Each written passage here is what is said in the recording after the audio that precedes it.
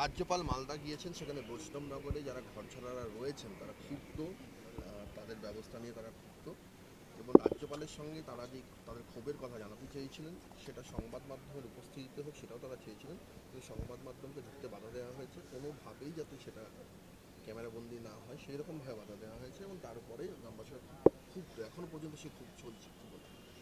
দেখুন, আজকে মমতা ব্যানার্জি আমাদের মুখ্যমন্ত্রী কেন সব বিষয়ে বাধা দিতে যান, কেন সবসময় তথ্য চাপার চেষ্টা করেন, এটা ভাবতে হবে। আজকে কোভিড হলো, তথ্য চাপার চেষ্টা করা। আজকে ডেঙ্গি হচ্ছে, তথ্য চাপার চেষ্টা করা। আজকে অভয়ার মৃত্যু হচ্ছে, তথ্যকে লোপাট করে দেওয়া। আর আজকে যারা আজকে 8 তারিখ থেকে 12 তারিখ অবধি যাদের ওপর এরকম অত্যাচার হয়েছে, যারা মালদাতে গিয়ে আশ্রয় নিয়েছে এবং আজকে পশ্চিমবঙ্গে যারা সেই 1971-এর মতো নিজেদের বাড়ি ছেড়ে রেফিউজি হতে হয়েছে, এক তো সেখানে গিয়ে একবার তাদের সাথে দেখা করা বা তাদের পাশে দাঁড়াবার মুখ্যমন্ত্রীর সময় হয়নি। আজকে যখন মহামহিম রাজ্যপাল গেছেন তখন সেখানে সংবাদ মাধ্যমকে ঢুকতে দেওয়া হচ্ছে না। কেন? কি চাপতে চাইছেন? গ্রামের মানুষ যারা পালিয়ে গেছে মুর্শিদাবাদ থেকে মালদাতে, তারা সত্যি কথাটা বলে দেবে। সারা পৃথিবীর মানুষ আজকে ডিজিটাল ইন্ডিয়া, ডিজিটাল মোদিজির ডিজিটাল ইন্ডিয়াতে 1 সেকেন্ড লাগবে না সত্যি কথাটা সারা মানুষের বাড়িতে পৌঁছে যেতে, সারা পৃথিবীর মানুষের কাছে। এটাই উনি বাধা দিতে চাইছেন। দু রকমের নিয়ম। হাতরাসে কিছু হলে তোমার টিমকে পাঠিয়ে দাও, সেখানে গিয়ে তারা অশান্তি করবে, তারা নাটক করবে। মণিপুরে কিছু হলে এয়ারপোর্টে গিয়ে তাদেরকে প্রচণ্ড দাপাদাপি লাফালাফি। কিন্তু একই জিনিস যদি বিরোধীরা যদি সেখানে গিয়ে যেতে চায়, তখন কিন্তু বিরোধীও ছেড়ে দিন, সংবাদ মাধ্যমকেও ঢুকতে দেওয়া হচ্ছে না। আবার বলবো, সংবাদ মাধ্যম চতুর্থ স্তম্ভ সংবিধানের, ডক্টর বি.আর. আম্বেদকরজির সংবিধান, কিন্তু এখানে তো ডক্টর বি.আর. আম্বেদকরজির সংবিধান চলে না, এখানে তো মমতা ব্যানার্জির সংবিধান। যে কারণে সেই সংবিধানে সংবাদ মাধ্যমের, মিডিয়ার কোনো জায়গা নেই।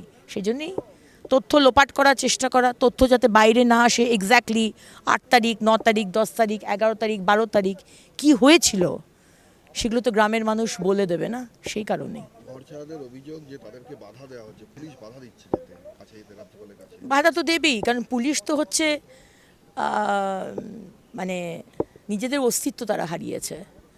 সাদেই তাদেরকে আজকে আমরা দেখি টেবিলের তলায় লুকোতে, টিএমসির গুন্ডা কলার ধরে তাদেরকে নিয়ে যাচ্ছে। এই তো তাদের অবস্থা। কেউ সম্মান করে নেই মমতা ব্যানার্জির পুলিশকে, কারণ তার দায়ে কিন্তু মমতা ব্যানার্জি, তিনিই বলেছেন। আজকে তিনি এই পুলিশকে যখন 8 তারিখ জুম্মা নামাজের পরে যখন এই দাঙ্গা শুরু হলো, আমি দাঙ্গা বলবো না, ইটস নট দাঙ্গা, দাঙ্গা হলে হিন্দু মুসলিম দুদিকেই হয়, এটা জেনোসাইড। হিন্দুদেরকে দেখে দেখে মারা, ঘরছাড়া করা, ধর্ষণ করা, পালাতে বাধ্য করা, দিস ইজ জেনোসাইড। এটা উনি করিয়েছেন, মুখ্যমন্ত্রী মমতা বন্দ্যোপাধ্যায় করিয়েছেন পুলিশকে দাঁড় করিয়ে রেখে। পুলিশ তো বলছে, আমাদের ফোন করছে পুলিশ ফেস টাইমে, এমনি ফোনে নয়, সব ফোন তো আবার উনি ট্যাপ করেন, ফোন করে বলছেন যে আমাদেরকে বলা হয়েছে, কারণ আমাদের কোনো অ্যাকশন নেবার কথা বলা হয়নি। তো আজকে যে পুলিশকে আপনি দাঁড় করিয়ে রাখেন, তার মানে আপনি করিয়েছেন এই বিষয়টাকে, এবং সেখানে গ্রামের মানুষকে পুলিশ আটকাচ্ছে যাতে সত্যি কথাটা বাইরে না আসে। কিন্তু সত্যি কথা তো আসবেই, কারণ আমরা তো সিরিয়াতে নেই, আমরা পাকিস্তান আফগানিস্তান নয় এটা। আমি জানি মমতা ব্যানার্জি আপনার একটা বড় এজেন্ডা আছে, আপনি বাংলাদেশের মৌলবাদী শক্তি ইসলামিক ফোর্সেসের সাথে আপনি কাজ করছেন, আপনি দেশ বিরোধী, আপনি জামাত, আনসারুল বাংলা এদের সাথে হাত মিলিয়ে আপনি কাজ করছেন। আপনি হিন্দু শূন্য পশ্চিমবঙ্গ চান, আপনি চান না এখানে কোনো হিন্দু থাকুক। ভোট ব্যাংকের জন্য একটু ওই জগন্নাথ ধামটাম, একটু কালীঘাটের স্কাইওয়াক এগুলো একটু করা, কিন্তু আসলে আপনি চান হিন্দুরা এখান থেকে চলে যাক, আর আপনি মক্ষী রানী হয়ে বসে থাকবেন। বাংলাদেশ আর পশ্চিমবঙ্গ এক হয়ে বাংলাস্তান হবে, ইসলামিক স্টেট, এগুলো আমরা হতে দেব না। তাই ইটস ভেরি ক্লিয়ার কেন পুলিশ আজকে গ্রামবাসীকে আপনাদের সাথে কথা বলতে দিচ্ছে না বা মহামহিম রাজ্যপালের কাছে যেতে দিচ্ছে না। কেন? মুখ্যমন্ত্রী তো এতদিন বলেছেন বিজেপি করিয়েছে, তাহলে তো আরও বেশি করে আপনাদের সামনে গ্রামের মানুষরা বলবে, সত্যি কথাটা বাইরে আসুক। কিন্তু সেটা তো উনি জানেন যে গ্রামবাসীরা বলবে যে পুলিশ কিভাবে দাঁড়িয়েছিল, আর বিএসএফ কিভাবে তাদেরকে বাঁচিয়েছে, আর কারা ছিল, কোন টেররিস্টরা আজকে খারিজি মাদ্রাসাতে পাথর জমিয়ে রাখা, ছাতের ওপর পাথর রাখা, এগুলো তো দিস ইজ নিউ কাশ্মীর। আমরা কাশ্মীর ঠান্ডা হয়ে গেছে, but Bengal is the new Kashmir.